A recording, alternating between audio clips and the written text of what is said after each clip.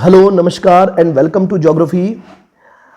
इससे पहले वाले वीडियो में हमने भारत के भूगोल के अंदर कोपेन का वर्गीकरण पढ़ा, कोपेन के वर्गीकरण का सामान्य परिचय देखा और देखा कि मौसम किसे कहते हैं, देखा कि जलवायु किसे कहते हैं, दोनों के बीच अंतर क्या होता है, हमने इसका अध्ययन किया। और इसके पूर्व वाले वीडियोज़ में हम लोगों ने अनेक वीडियो के माध्यम से भारत के विषय में, भारत के भूगोल के विषय में चर्चा की है। भारत के भूगोल के विषय में चर्चा इसी प्रकार से जारी रहेगी। इस वीडियो में आज हम लोग कोपेन के वर्गीकरण को विस्तार से अध्ययन करेंगे और देखेंगे कि कोपेन के वर्गीकरण के आधार पर भारत को कितने प्रकार के जलवायु प्रदेशों में विभाजित कर सकते हैं और उनकी क्या क्या विशेषताएं हो सकती हैं। इन शॉर्ट, पिछले वीडियो में जो मैंने कोपेन के वर्गीकरण के अंदर कुछ सांकेतिक शब्द थे, अक्षर थे, उन्हें एक्सप्लेन किया था। इस वीडियो में मैं एक बार आपको शॉर्ट में उनके बारे में पहले रिवीजन दे देता हूं, उसके बाद हम लोग कोपेन के वर्गीकरण के विषय में चर्चा करेंगे। सबसे पहले आप देखिएगा, कोपेन ने फर्स्ट, सेकंड और थर्ड 3 प्रकार की टर्मिनोलॉजी यूज़ की है, लेटर यूज़ किए हैं कुछ अपने वर्गीकरण में। लंबे लंबे नामों की जगह छोटे नाम देने के लिए सबसे पहले होता है ए को हम बोलते हैं ट्रॉपिकल। जहां पर भी ए आ जाए, AW, AM, AWS, AS, जितने भी इस प्रकार की टर्मिनोलॉजी, अगर ए है कैपिटल तो आप समझिएगा कि वहां पर ट्रॉपिकल टाइप की जलवायु पाई जाती है। ट्रॉपिकल का मतलब होता है उष्णकटिबंधीय आर्द्र जलवायु। क्लियर बात है। अब आता है बी, ये जो बी दे रखा है, बी का मतलब होता है एरिड या शुष्क जलवायु। ऐसी जलवायु जहां पर वर्षण कम है, वाष्पीकरण अधिक है, इस प्रकार की जलवायु हो जाएगी शुष्क जलवायु। इस प्रकार की जलवायु का आप अर्ध मरुस्थलीय या मरुस्थलीय जलवायु के रूप में भी ले सकते हैं। नेक्स्ट है सी, शीतोष्ण जलवायु। डी, शीत जलवायु। ई, ध्रुवीय जलवायु। फिर हम लोगों ने और छोटे छोटे इंडिकेटर्स सेकेंड लिस्ट में पढ़े थे, जैसे एफ मतलब रेन फॉरेस्ट टाइप की जलवायु, जहां फुल ऑफ रेन होता है।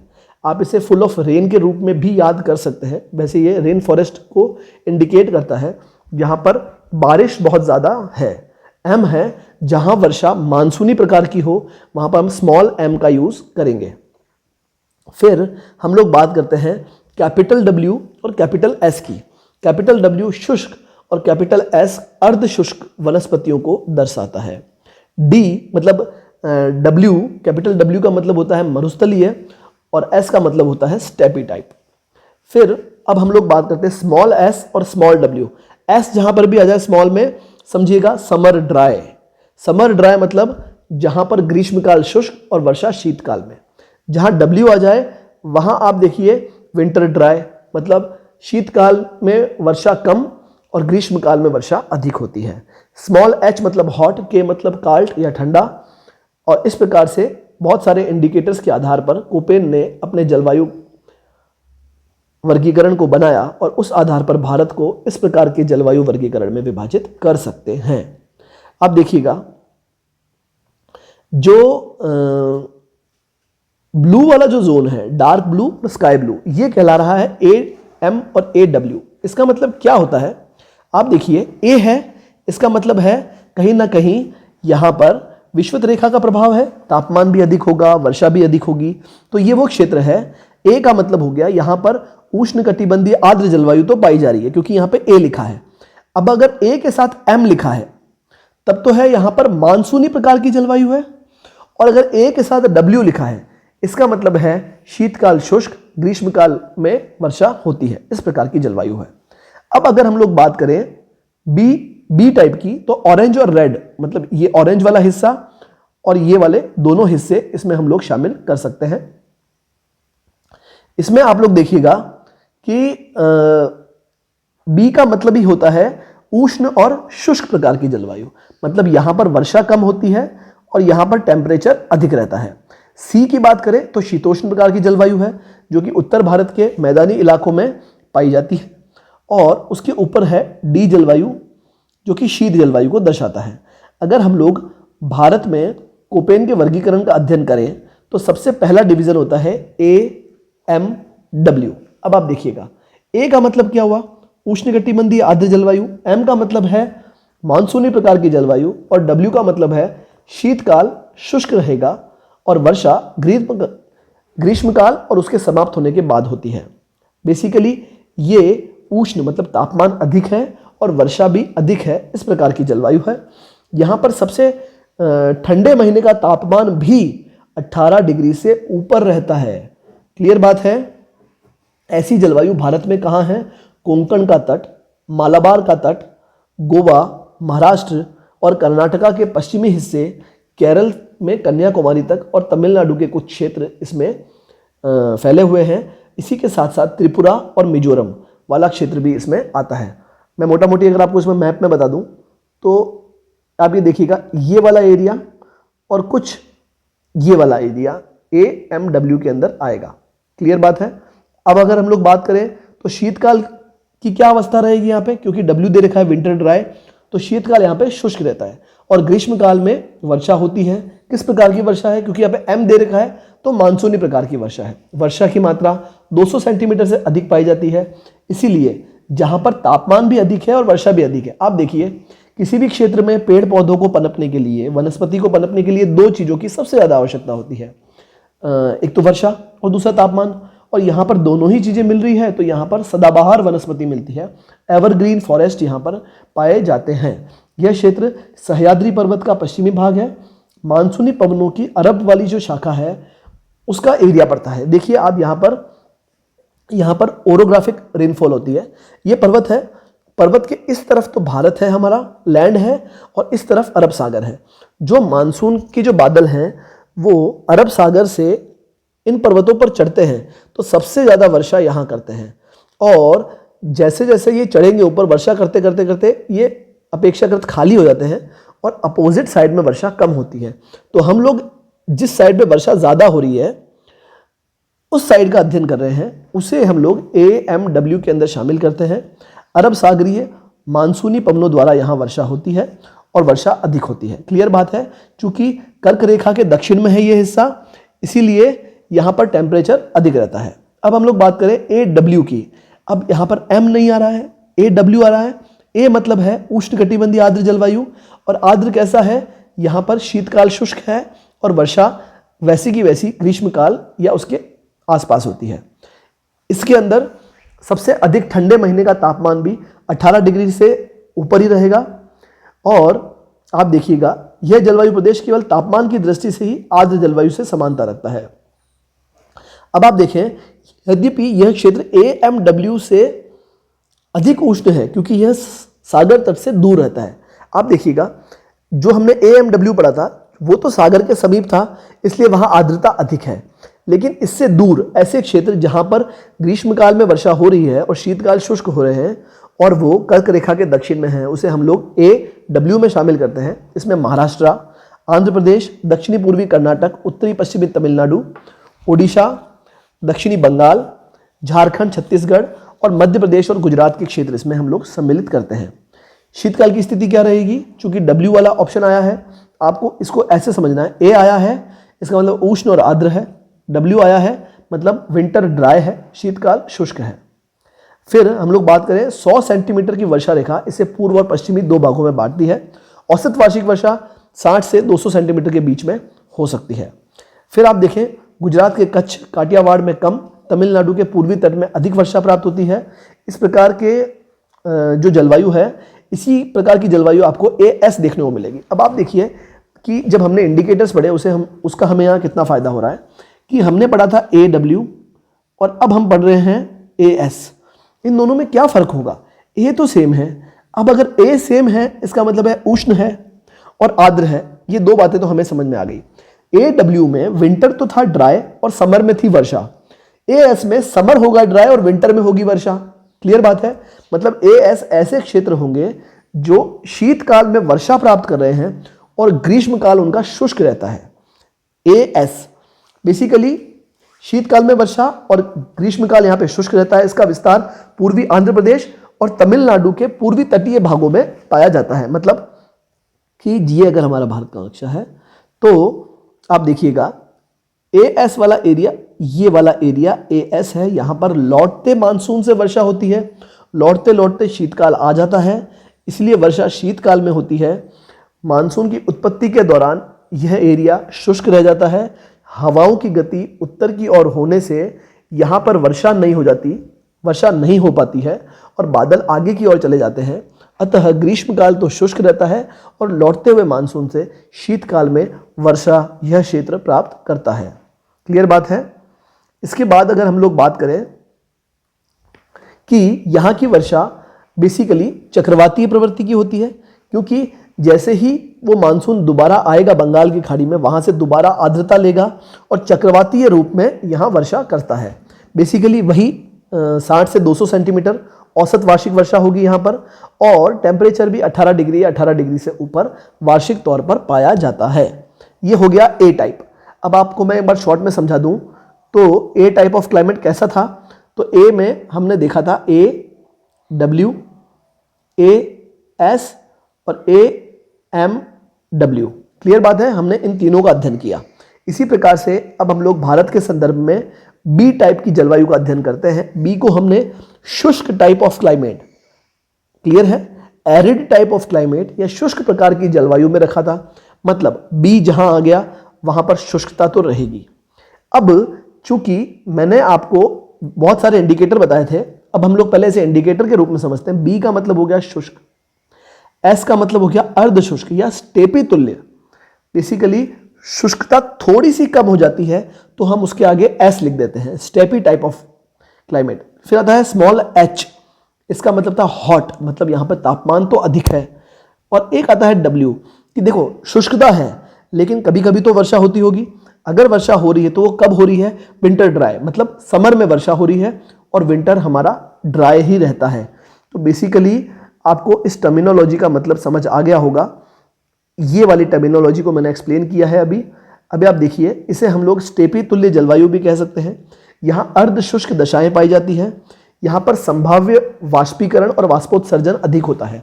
देखिए मैंने अभी आपको इससे पिछले वीडियो में भी बताया था, शुष्कता कहाँ होगी, जहाँ पानी कम गिर रहा है और वाष्पीकरण अधिक हो रहा है। So simple. तो यहाँ पर वाष्पीकरण और संभाव्य वाष्पोत्सर्जन अधिक होता है। वार्षिक तापमान अधिक ही रहेगा क्योंकि बी है, ठीक है। तो 18 डिग्री और 18 डिग्री से अधिक ही यहाँ पर वार्षिक तापमान होता है। अब मैंने डब्ल्यू लिखा है, इसका मतलब बारिश कब हो रही है। डब्ल्यू का मतलब है, स्मॉल डब्ल्यू का मतलब है विंटर्स ड्राई, मतलब शीतकाल शुष्क। तो बारिश कब हुई, समर्स में, मतलब बारिश यहाँ पर ग्रीष्मकाल में प्राप्त होती है और शीतकाल यहाँ पर शुष्क रहता है। वर्षा पर्याप्त नहीं होती है। पर्याप्त मतलब जितनी होनी चाहिए उतनी वर्षा नहीं हो रही है और वाष्पीकरण जितना होना चाहिए उससे अधिक हो रहा है, इसलिए तो यह क्षेत्र शुष्क कहलाएगा। बेसिकली ये क्षेत्र है कहाँ, इसका जो विस्तार है अरावली पर्वतमाला, ये हमारा राजस्थान वाला जो एरिया है, इसमें अरावली पर्वतमाला के पूर्व वाला जो हिस्सा है, इससे सटा हुआ हिस्सा, ये इसमें हम लोग शामिल करते हैं। बेसिकली इसके और पश्चिम में जाएंगे तो थार का मरुस्थल आ जाएगा, इसके पूर्व में जाएंगे तो अरावली पर्वतमाला आ जाएगी। क्लियर बात है। अब यह पर्वतीय एवं मरुस्थलीय दशाओं के मध्य स्थित है, अतः यह अर्धशुष्क जलवायु वाला क्षेत्र है जहां मानसूनी पवनें या तो नहीं पहुंच पाती है अथवा कम पहुंच पाती है। इसलिए वर्षा कम होती है और पानी की मात्रा कम प्राप्त भी हो रही है और टेम्परेचर भी निरंतर अधिक है। दूसरा मुख्य जलवायु प्रदेश प्रायद्वीपीय भारत में भी पाया जा रहा है, पश्चिमी घाट के पूर्वी भाग में। मैंने अभी आपको बताया था इससे पहले कि अगर ये हमारे पश्चिमी घाट के पर्वत हैं, यहाँ अरब सागर है और यहाँ पर भारत का मुख्य भूमि है, तो अरब सागर से आने वाले वर्षा वाले बादल इस क्षेत्र में अधिक वर्षा करते हैं, जबकि इसके अपोजिट वाले क्षेत्र में वर्षा कम होती है क्योंकि बादलों द्वारा लाई गई जो नमी है वो इसी क्षेत्र में खत्म हो गई है। तो इस क्षेत्र में वर्षा कम हो रही है, तो इस क्षेत्र में भी प्रायद्वीपीय भारत में क्या पाई जाएगी, यहां पाई जाएगी BSHW वनस्पति टाइप की जलवायु। फिर हम बात करते हैं BWHW की। तो अब आप इसको समझ सकते हैं, B मतलब शुष्क हो गया, W मतलब है, कैपिटल W का मतलब है मरुस्थलीय प्रकार की जलवायु जहां पर शुष्कता बहुत ज्यादा अधिक है। H मतलब हॉट, W मतलब विंटर ड्राई, समर में वर्षा। शुष्क उष्णकटिबंधीय मरुस्थलीय जलवायु उसका नाम हो गया। और यहाँ पर औसत वार्षिक तापमान 18 डिग्री या उससे अधिक रहेगा। वर्षा ग्रीष्मकाल में होगी, शीतकाल शुष्क रहेगा। वर्षा की मात्रा अत्यंत कम रहेगी। बंगाल की खाड़ी, अरब सागर से निकले हुए मानसून अगर यहाँ तक पहुँचते भी हैं, बहुत कम पहुँचते हैं। अगर वर्षा होती भी है तो वर्षा की मात्रा बहुत ही कम होगी, टेम्परेचर बहुत ही अधिक होगा। मतलब पानी बहुत कम गिरा, लेकिन टेम्परेचर के कारण बहुत सारा पानी चला गया। Area desert. क्लियर बात है। ये थार के मरुस्थल में इस प्रकार की वनस्पति इस प्रकार की जलवायु पाई जाएगी। इसका विस्तार जैसलमेर, बाड़मेर, बीकानेर जिलों में मिलता है। वार्षिक वर्षा 20 सेंटीमीटर से भी कम प्राप्त होती है। इससे पहले वाले में 20 से 50 हो सकती है। क्लियर बात है। मतलब बी वर्ग को हमने दो भागों में बांटा, BSHW और है BWHW। यहां पर 20 सेंटीमीटर से भी कम, यहां पर 20 से 50 सेंटीमीटर वार्षिक वर्षा मिल सकती है। ये वाला एरिया अर्ध शुष्क, ये वाला एरिया पूरी तरह से शुष्क या मरुस्थलीय क्षेत्र पाया जाता है। इसलिए BSHW को स्टेपी प्रकार की और BWHW को मरुस्थलीय प्रकार की वनस्पति हम लोग कहते हैं। आगे बात करें तो CWG ये उष्णकटिबंधीय शीतोष्ण प्रकार की जलवायु है। मतलब उष्णकटिबंधीय क्षेत्रों में ऐसी जलवायु जो कि 23.5 डिग्री की जो कर्क रेखा है या मकर रेखा है उससे उत्तर दक्षिण में पाई जाती है। मतलब भारत में यह लगभग कर्क रेखा के उत्तर में पाई जाएगी। मैदानी क्षेत्र में है ये। शीतकाल यहाँ पर भी शुष्क रहेगा क्योंकि W दे रखा है। W का मतलब है विंटर ड्राई। और वर्षा ग्रीष्मकाल में मानसूनी पवनों द्वारा हो रही है और अन्य कारणों से भी प्राप्त हो सकती है। वर्षा से पूर्व लंबे समय तक तापमान अधिक बना रहता है, उच्च तापमान रहता है। लंबी उष्ण अवधि के बाद ग्रीष्मकाल में वर्षा प्राप्त होती है। इसका विस्तार कहाँ है? पूर्वी राजस्थान, मतलब अरावली पर्वत श्रृंखला के पूर्व में, गुजरात, मध्य प्रदेश, उत्तर प्रदेश, पंजाब, हरियाणा, बिहार और पश्चिम बंगाल तक यह क्षेत्र पाया जाता है। मतलब अगर हम लोग भारत की बात करें तो ये पूरा का पूरा एरिया, मैदानी क्षेत्र जो भी है, ये सारा का सारा एरिया CWG के अंदर आएगा। यहाँ पर 100 से 200 सेंटीमीटर की वार्षिक वर्षा प्राप्त होती है मध्यवर्ती भाग में। अब हम लोग बात करते हैं DFC। डी मतलब है शीत type of climate, cold climate, शीत प्रकार की जलवायु। इसमें क्या होगा? F भी है तो वर्षा भी हो रही है और शीत भी है। मतलब शीतकाल के साथ साथ आर्द्रता भी है। इसका मतलब है कि इसमें स्थिर आर्द्र ऋतु होती है तथा शुष्कतम माह में भी कम से कम 3 सेंटीमीटर वर्षा होती है। मतलब यहाँ पर टेम्परेचर अधिक है। उष्णतम माह में 20 डिग्री सेंटीग्रेड से नीचे और शीतकाल में 1 से 3 डिग्री सेंटीग्रेड के आसपास तापमान रह सकता है। इस प्रकार में कोई भी लंबी शुष्क ऋतु नहीं होती है। मतलब वर्ष भर वर्षा तो यहाँ पर प्राप्त हो रही है। जैसे सिक्किम का एरिया, अरुणाचल प्रदेश का एरिया, असम का एरिया, जो कि बंगाल की खाड़ी के मानसून के मुहाने पर पड़ता है, सबसे पहले पड़ता है। जैसे ही बे ऑफ बंगाल का मानसून इंडिया वाले एरिया में प्रवेश करेगा, ये क्षेत्र में सबसे अधिक वर्षा होती है और लगभग वर्ष भर वर्षा प्राप्त करता है। यहाँ पर ऊंचाई अधिक होने के कारण टेम्परेचर अपेक्षाकृत आपको कम मिलेगा। अब हम बात करते हैं ई टाइप ऑफ क्लाइमेट। ई मतलब है ध्रुवीय प्रकार की जलवायु, जहाँ पर बर्फ का आच्छादन अधिक रहता है। उष्णतम माह का तापमान 10 डिग्री से भी कम रहता है। ध्रुवीय प्रकार की जलवायु कहलाती है। हिमालय में अवस्थित जम्मू कश्मीर, लद्दाख और हिमाचल उत्तराखंड के कुछ क्षेत्रों में इस प्रकार की जलवायु पाई जाती है। यहाँ पर वर्षा 20 सेंटीमीटर से भी कम होती है अथवा कहीं कहीं 20 से 60 सेंटीमीटर या 100 सेंटीमीटर तक भी वर्षा प्राप्त हो सकती है। मतलब वर्षा प्राप्त हो रही है। बट ईटी की बात करें तो यह ईटी टुंड्रा प्रकार की जलवायु है। क्या होती है टुंड्रा प्रकार की जलवायु? यहाँ पर टेम्परेचर बहुत ही कम रहेगा और वर्षा भी नहीं होगी। मतलब न्यूनतम तापमान के साथ शुष्कता कहीं मिले तो वो ईटी प्रकार की जलवायु हम लोग कह सकते हैं। अब हम लोग बात करते हैं, इसके अलावा एक एच वर्ग भी है जिसे कोपेन ने उच्च भूमि वाली वनस्पतियों के लिए अथवा जलवायु के लिए प्रयोग किया है। अब मैं अगर आपको इन शॉर्ट कोपेन के वर्गीकरण के विषय में अगर इन शॉर्ट कुछ बताऊं तो कोपेन का वर्गीकरण आनुभाविक आंकड़ों के आधार पर किया गया।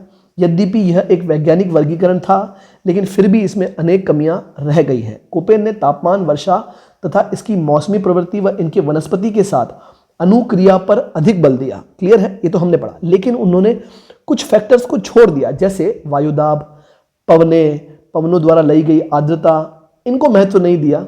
इसी प्रकार से जलवायु में स्थानिक रूप से प्रतिरूप, ऊंचाई, भूमि का स्वरूप, जलीय आवरण आदि के विषय में भी कोपेन को चर्चा करनी चाहिए थी और इन पॉइंट्स को भी उन्हें ध्यान रखना चाहिए था। अगर आपसे समालोचनात्मक विवरण पूछ ले तो ये कुछ आलोचना है कोपेन की, आप कर सकते हैं। अब मैं आपको बात करूं तो कोपेन के वर्गीकरण को इन चार्ट में अगर हम लोग देखें, इन चार्ट, तो सबसे पहले हम लोग देखते हैं AMW। ये देखिए उष्णकटिबंधीय मानसूनी प्रकार की जलवायु है। तापांतर, हाँ एक वर्ड आता है तापांतर, मतलब है टेम्परेचर में अंतर। दैनिक तापांतर मतलब दिन के अधिकतम और न्यूनतम तापमान में अंतर। वार्षिक तापांतर बोल दे तो वर्ष भर के न्यूनतम अधिकतम तापमान में अंतर। ये सब आप देख सकते हैं। तो तापांतर कम रहता है, वर्षा की मात्रा 200 सेंटीमीटर अथवा 300 सेंटीमीटर से अधिक रहती है, शीत ऋतु शुष्क रहती है, शीत ऋतु शुष्क रहती है, और यहाँ पर सदाबहार वनस्पति पाई जाती है, और अधिकतर वर्षा ग्रीष्म ऋतु में होती है।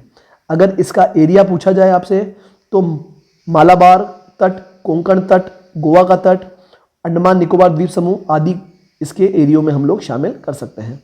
फिर हम लोग बात करें AW की, तो यहाँ पर आप देखिएगा कि अधिकतर ग्रीष्म ऋतु होती है।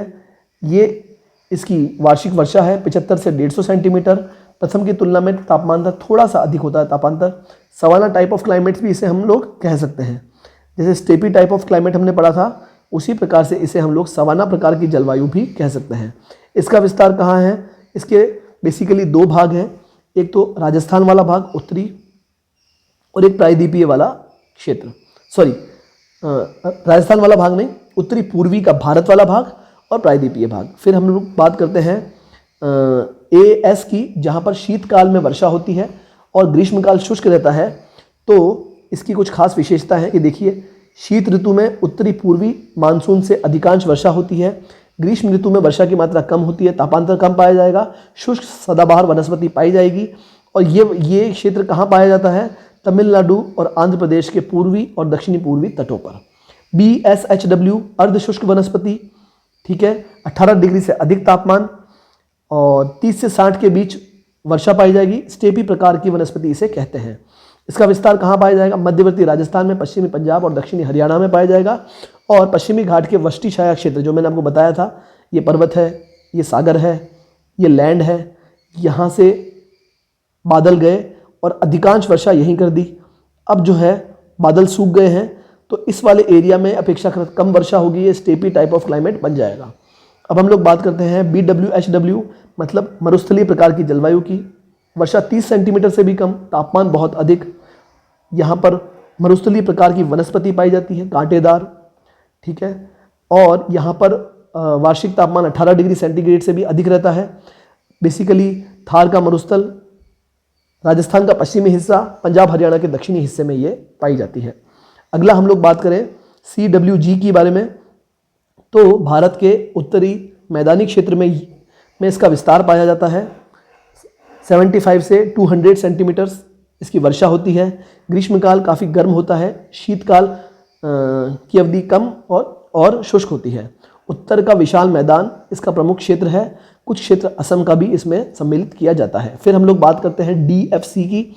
DFC के अंदर मैंने आपको बताया था टेम्परेचर 10 डिग्री सेंटीग्रेड से कम होता है, वर्षा लगभग वर्ष भर होती है, शुष्क काल बहुत कम होता है, ठीक है।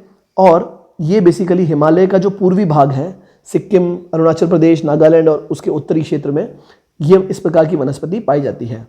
अब है E type of climate. E में टुंड्रा और मतलब ET रहेगा तो शुष्क काल रहेगा, EF रहेगा तो कुछ वर्षा इसमें मिलती है।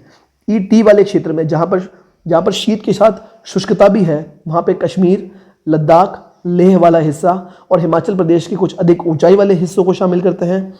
वहीं टेम्परेचर के साथ अगर आपको थोड़ी सी आर्द्रता जहाँ मिल रही है वो हिमालय के मध्यवर्ती और पश्चिमी क्षेत्र में हम लोग इसे शामिल करेंगे। तो बेसिकली हमने जो आज देखा है वो कोपेन का वर्गीकरण देखा और भारत को उस आधार पर हमने वर्गीकृत किया है। भारत को जलवायु के आधार पर वर्गीकरण करने में हमने कोपेन के वर्गीकरण का सहारा लिया और इसमें हमने देखा A type, B type, C type, D और E type of climate. A के अंदर 3 हिस्से थे, AW, AS, AWM। फिर हमने देखा B, BSHW, BW और HW। फिर हमने देखा था CWG, फिर D टाइप ऑफ क्लाइमेट और E टाइप ऑफ क्लाइमेट। इस प्रकार से भारत का जलवायु वर्गीकरण, मौसम किसे कहेंगे, जलवायु किसे कहेंगे, दोनों के बीच अंतर क्या रहेगा, कोपेन के अनुसार भारत का जलवायु वर्गीकरण किस प्रकार रहेगा, ये सारी की सारी चीज़ें हमने इन 2 वीडियो के माध्यम से देखी। आप लोग इसी प्रकार से जुड़े रहें। मिलते हैं नेक्स्ट वीडियो में। Thank you very much.